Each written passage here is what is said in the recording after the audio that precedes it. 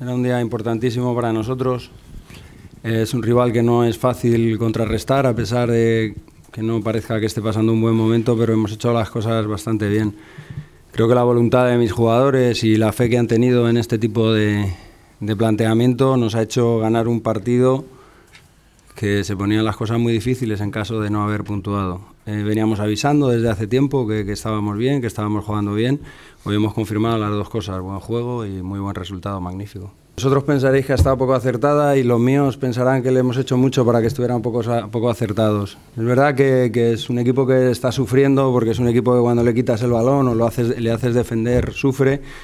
Y ahí es donde hemos buscado nuestras bazas. Las hemos encontrado, nos hemos adelantado en el marcador y cuando hemos tenido buenas situaciones, buenas posesiones, hemos hecho contraataques realmente peligrosos. Que yo recuerde, al margen de una buena parada de Roberto, tampoco hemos sufrido mucho más agobios que los centros laterales, porque son buenos.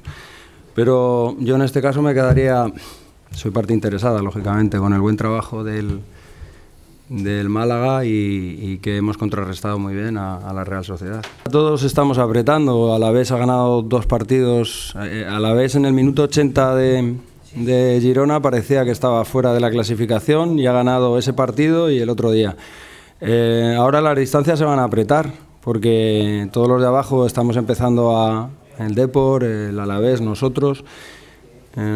Ahora arrea todo el mundo porque la temporada, como ya dijimos, es muy larga. Hay algunos que se creen que están a salvo, pues bueno, ya hay equipos con 12, 11 puntos y a 4 o 5 puntos que no es nada en esta clasificación. Tiene un golpe dolorosísimo en lo que se llama la cresta ilíaca y no puede moverse prácticamente, por eso lo hemos tenido que retirar. No podía dar ni un paso, de hecho ha tenido que salir ayudado porque es imposible que pueda andar. Tenemos algunos jugadores.